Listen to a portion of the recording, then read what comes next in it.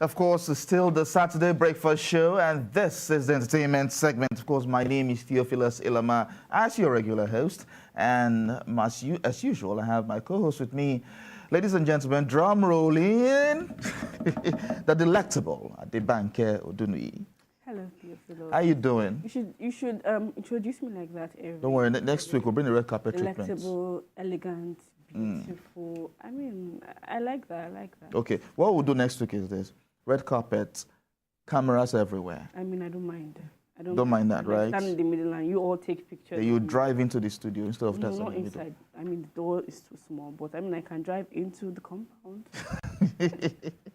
How's your week been? It was fun. It was good. But I mean, how was your week? It was your birthday week. Yes, I'm still expecting my gift. And you are owing all of us here souvenirs. Yes. Don't worry. The fuel scarcity stopped it from coming, so it's coming soon. Okay. So it's still buying fuel. It's still on the way.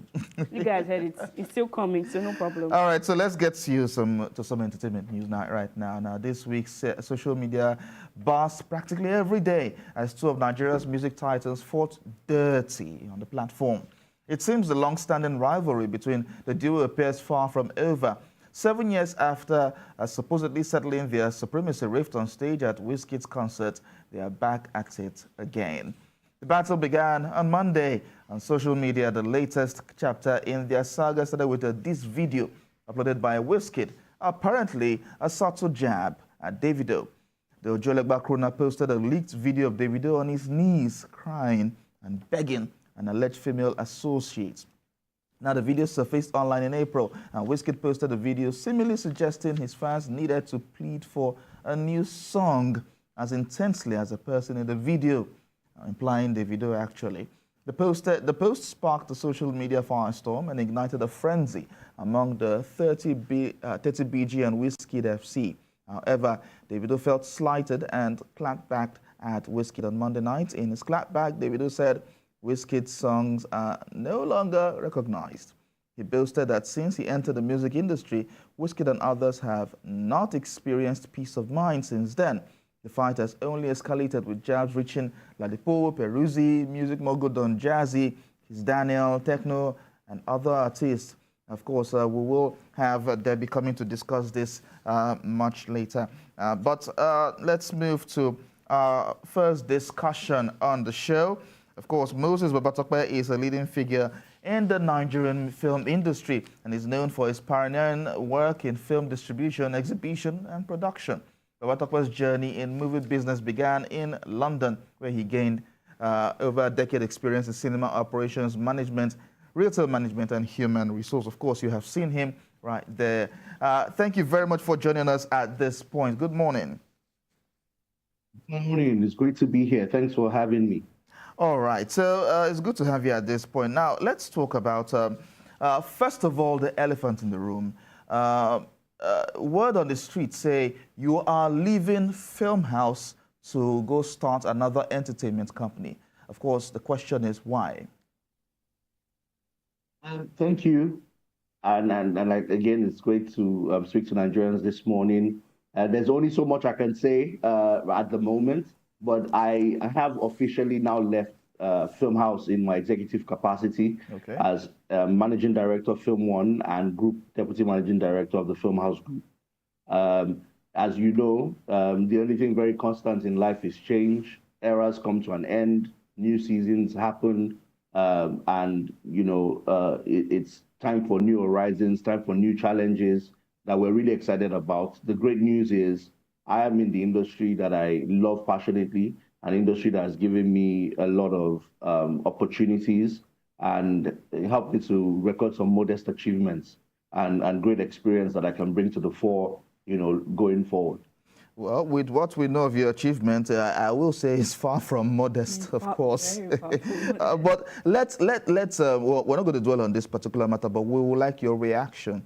There's been rumors that there's been fracas between you and Keno Kosa as the co-founders of Film House Group. That's what has led to you leaving Film House Group. Quickly react to that.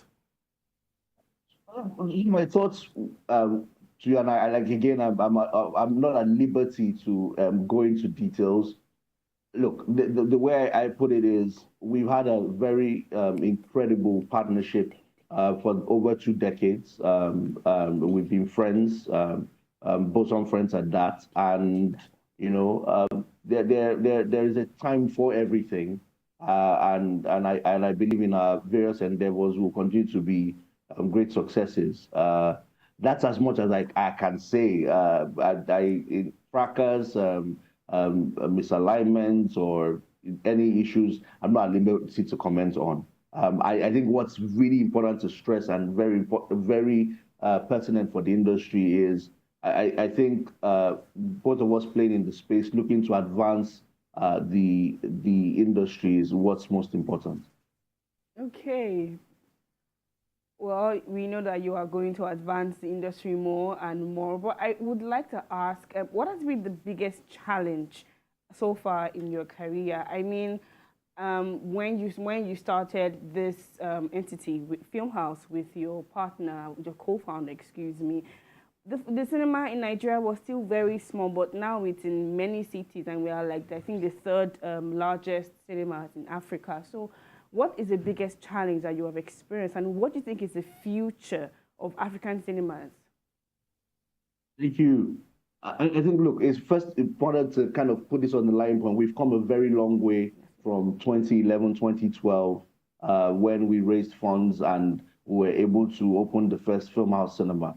But the greatest challenge, in direct response to your question, was convincing people that this was a viable business, convincing people that there was a business behind film, a business that could generate revenue, a business that could monetize content legitimately, and, in the most formal sense. I think a lot of people, when they look at, performance arts, when they look at, film, when they look at creativity in general, they don't tend to see the business side of it. They tend to see talent. They tend to see, creativity. And convincing people that there was a business case, compelling business case, was a very big, ordeal to go past. Now, a decade after, I think it's not easier, but we've been able to show a decade of consistency, a decade of resilience. So if you think that we've gone past, the pandemic and economic challenges, and we're still here, not just as a company, but as a sector, I think it tells you that it's more than a business. It has the hallmarks of something that's willing to try. And you talk about the future. For me, Nigeria remains one of the most viable territories in the world in terms of the future of cinema. If you read the internet, or if you research around, there are a lot of people that believe that the era of cinema is coming to an end, or it's extinct, or it will never be the same as it was before. In Nigeria, my take, and I believe that data also supports me in this. I think we're just getting started. Why? We have a strong content creation industry. Just look at what we're doing in the skits. Look at what we're doing with film. Look at the evolution of filmmaking and the quality of filmmaking and storytelling. And then the fact that as a people, we're communal and we love shared experiences. We have a generation of people that really want to go out and be entertained. And we just don't have enough resources to give them cinematic experiences as we want. That's the area we want to really come into and hopefully attract funding, attract the right kind of resources, negotiate with the right kind of people, and also lobby government to really look into the sector with a sense of purpose and have a political will that if we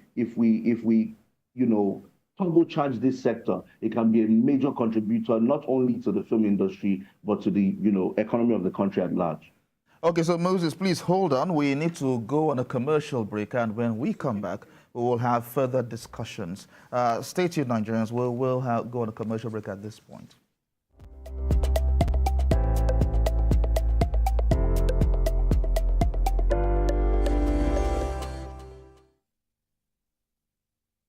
Transformational leaders constantly seek opportunities to reflect, reskill, and re-strategize for peak performance. That is why we invite all senior leaders in the